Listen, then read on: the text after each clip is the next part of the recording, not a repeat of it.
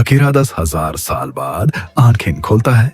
जैसे ही वो होश में आता है, वो अचानक जोर से जमीन पर गिरता है और घबरा जाता है।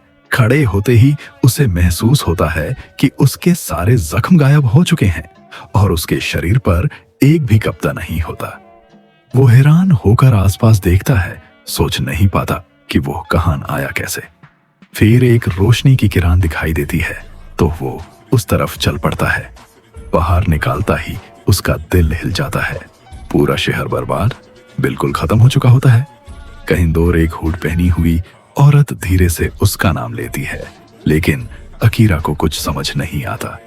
वो खुद कंफ्यूज्ड होता रहता है, सोचता है शायद ये सब कोई सपना हो। तभी एक छोटा पत्थर उसके सर पे लगकर उसकी नींद तोड़ देता है और यूं से यकीन होता है कि ये सब रियल है। वो सोचता है शायद वो गड्ढे जैसे किसी होले में गिर गया होगा। थोड़े ही देर बाद एक आदमी और एक लड़की उसके पास आते हैं, एक अजीब सी भाषा बोलते हुए। वो दोनों उसके सामने घुटनों पे गिर जाते हैं और उससे वाइज वन कहकर सलाम करते हैं।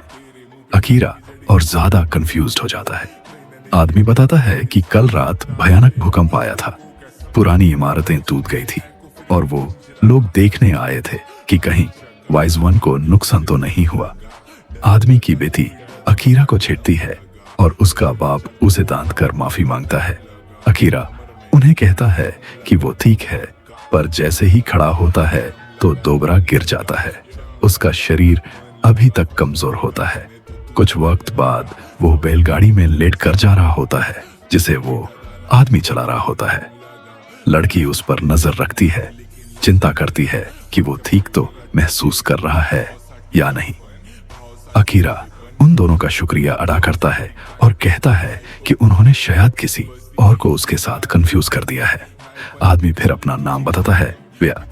वो एक नजदीकी गांव का चीफ होता है और लड़की का नाम एडी होता है। अकीरा पूछता है कि यह वाइज वन कौन है। विया बताता है कि वाइज वन उनके गांव का एक देवता है, एक पवित्र हस्ती जिसको उनके पूर्वजों ने मंदिर में रखा था। उनका काम खंडहर की रखवाली करना होता था। विया कहता है कि अकीरा तो वहां हजारों साल से सोए पड़े थे, उसके जन्म से भी पहले। अकीरा यह सुनकर शौक हो जाता है कि वो इतने सालों तक कोमा जैसे नींद में था। शहर के टूटे हुए खंडहर देखकर अकीरा सोचता है कि शायद कभी यहां कोई युद्ध हुआ होगा। तभी उसके दिमाग में एक तीखी सी फ्लैशबैक आती है, तवासा नाम की एक याद। पर जैसे ही वो याद पकड़ने की कोशिश करता है, उससे दिमाग में इतना दाढ़ होता है कि वो चीख पड़ता है। एडी उसे संभालती है। विया बताता है कि वो हकोदाते नाम के गांव के पास आखिरी मोड़ पे हैं। हकोदाते का नाम सुनते ही अकीरा को लगा कि वो पहले भी यहाँ आ चुका है। डोरगोरियोकु टावर नजर आता है, जिसे वो पहचान लेता है। उसे मिडिल स्कूल के फैमिली ट्रिप की यादें ताजा हो जाती हैं। तब हाही देखकर उसका सर फिर से तेज दाढ़ करता है। एडी उसे आराम करने को कहती है तो वो आंखें बैंड कर लेता है और खुद को समझाने लगता है कि शायद ये सब एक अजीब सपना ही हो। गांव में विया की वाइफ उस देखकर हैरान होती है। उनके लिए वाइज वन का घर पर सोना बहुत बड़ा मौका होता है। वो बहुत प्यार से उसकी देखभाल करती है। अकीरा कहता है कि वो ठीक है, पर वो इंसिस्ट करती है कि उनका घर भले ही छोटा हो, पर वो उसे पूरी इज्जत और आराम देंगे। रात के खाने पर जब अकीरा पुरानी दुनिया की टेक्नोलॉजी के बारे में बताता है, सब लोग हैरान रह जाते हैं। विया और उसकी वाइफ को यकीन ही नहीं होता कि पहले दुनिया इतनी एडवांस्ड थी।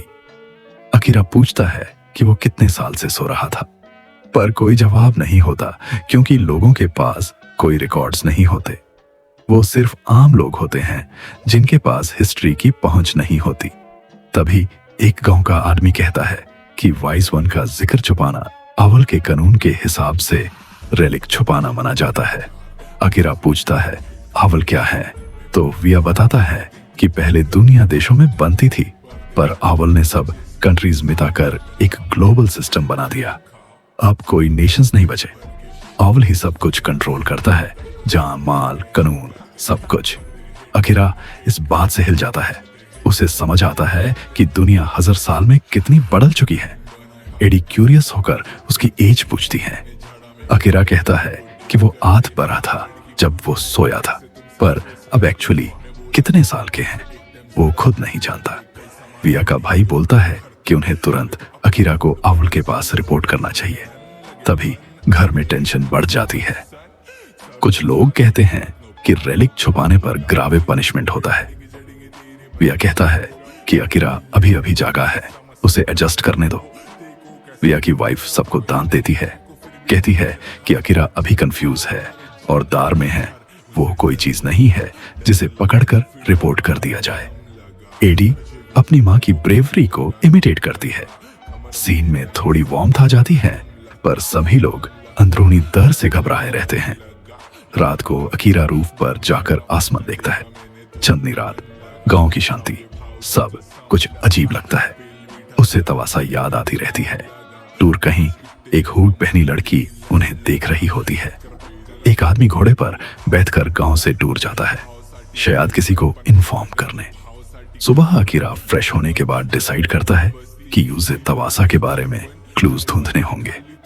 एडी उसे मिलती है और वो उससे फेवर मांगता है। एडी उसे गांव का मार्केट दिखाती है। अकीरा 18th सेंचुरी जैसा महल देखकर हैरान होता है। Textile shops, coin scale system, बिल्कुल पुराने जमाने जैसा। उसे शाके होता है कि शायद आउल ही ये सब रेगुलेट करता है। वो एडी से लाइब्रेरी का पूछता है। एडी को लाइब्रेरी का मतलब नहीं पता। जब वो बताता है कि वो जगह होती है जहां बहुत सारी किताबें होती हैं, तो एडी उसे स्कूल ले जाती है।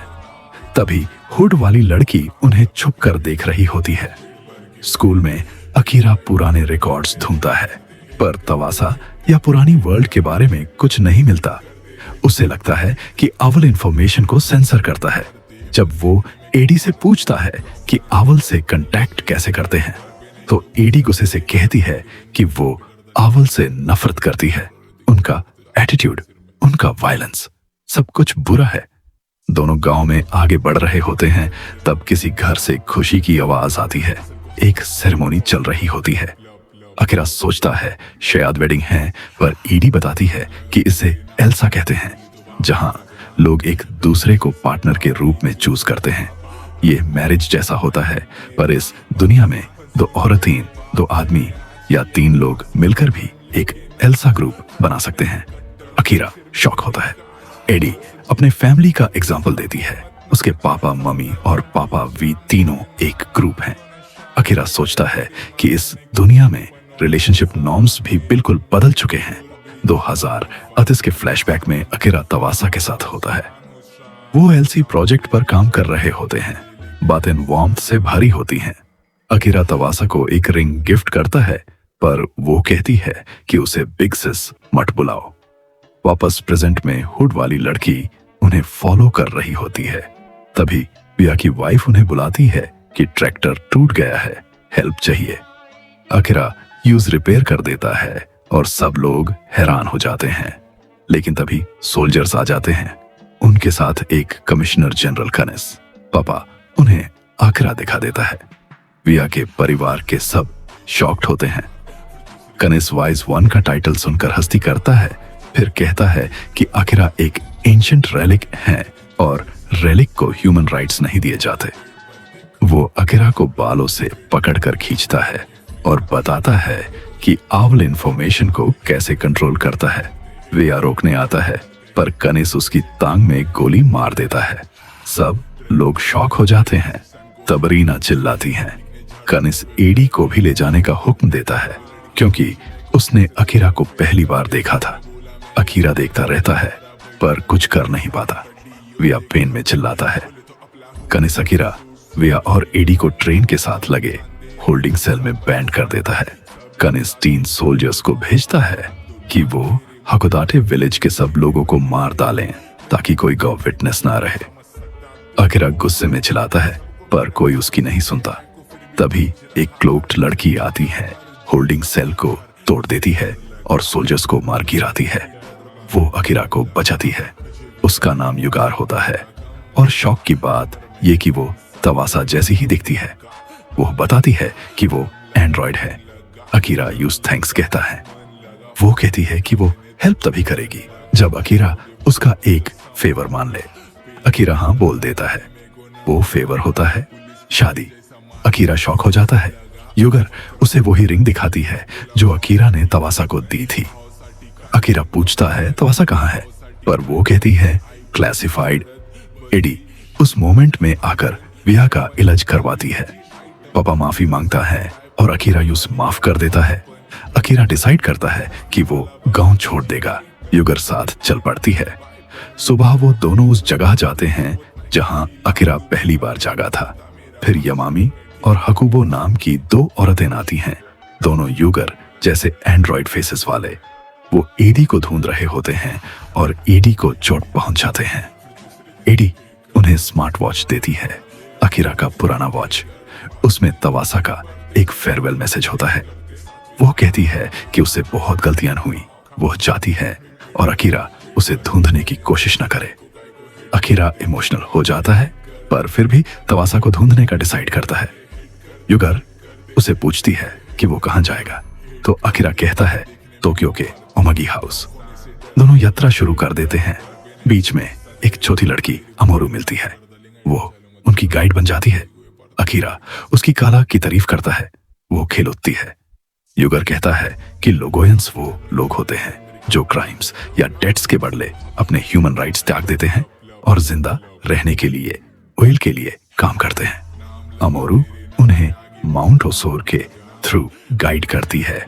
बीच में एक ट्रैप पड़ता है। मार्लेम नाम का डेंजरस आदमी अमोरू को धोखे से यूज करता है। नेक्स्ट पार्ट के लिए सब्सक्राइब करें।